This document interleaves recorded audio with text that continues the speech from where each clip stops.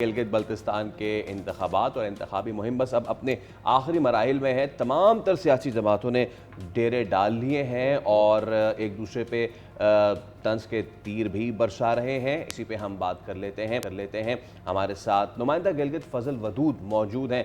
अस्सलाम वालेकुम फजल। फजल, सबसे पहले तो ये बताइए कि सबसे बड़ा सियासी रुझान जो है, सबसे बड़ा पॉलिटिकल ट्रेंड आपको क्या नज़र आ रहा है अब तक की इंतखाबी मुहिम में?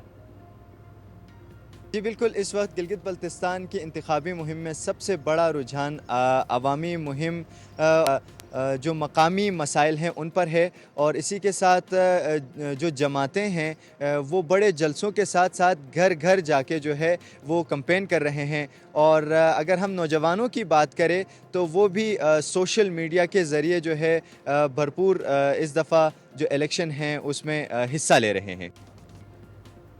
ठीक है। अच्छा फजल, ये बताएं कि दोनों बड़ी जमातें पीपल्स पार्टी, नून लीग, अब इन सियासी जमातों की इंतखाबी कारकर्दगी पर अवामी रद्द-ए-अमल की क्या सूरत हाल नज़र आ रही है इस इलेक्शन में?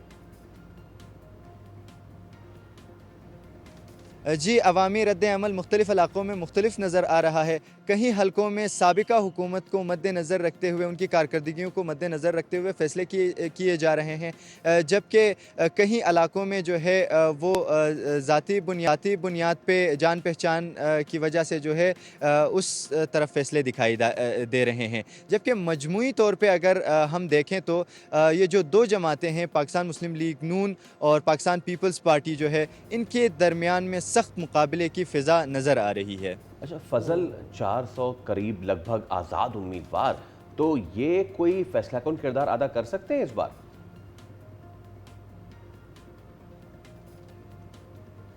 जी बिल्कुल, गिलगित बल्तिस्तान के इलेक्शन में जो आज़ाद उम्मीदवार है वो हमेशा से अहमियत का हामिल रहा है, क्योंकि ये भी लास्ट मोमेंट तक जो है पता नहीं होता और बिल्कुल खामोशी से जो है इनकी पोजीशन की अगर हम बात करें तो वो भी बड़ी स्ट्रॉन्ग दिखाई देती है आखिरी मराहिल में, जब जो इलेक्शन मुहिम है वो एंटर हो जाती है। और आगे जाके जो GBA है यानी गिलगित बल्तिस्तान असम्बली में, तो ये कानून साज जो सीटें हैं उनमें काफ़ी हद तक जो है कारामद साबित हो सकते हैं। चैलेंजेस क्या है फजल इस बार के? क्या कोई इंतज़ामी चैलेंज है? सिक्योरिटी मामलात के हवाले से क्या सूरत हाल देख रहे हैं?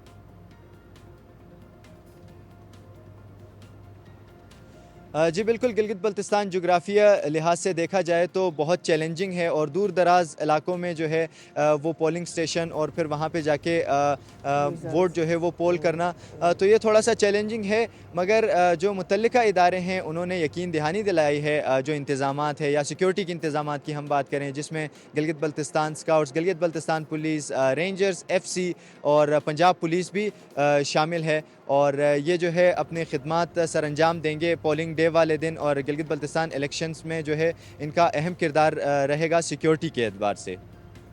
ठीक है। अवामी मसाइल में कौन से इशूज़ सबसे ज़्यादा हाईलाइटेड हैं जिन पर वोटर्स चाहते हैं कि उनको हल मिल सके?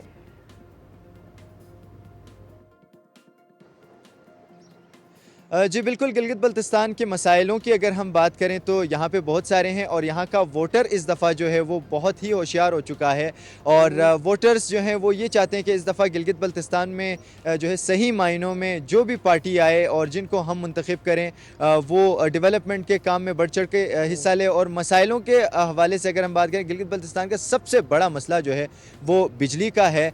इस दफ़ा जो विंटर सीज़न में सबसे ज़्यादा जो रिकॉर्ड किया गया है, 22 घंटे तक यहाँ पे लोड शेडिंग, और कई मकामात पे तो बताया जा रहा था कि 23 घंटे जो है वो लोड शेडिंग देखने में आई। उसी के साथ रोड इंफ्रास्ट्रक्चर की अगर हम बात करें, मुकम्मल तबाह हो चुका है गिलगित शहर का और इसी तरह मज़ाफ़ात का।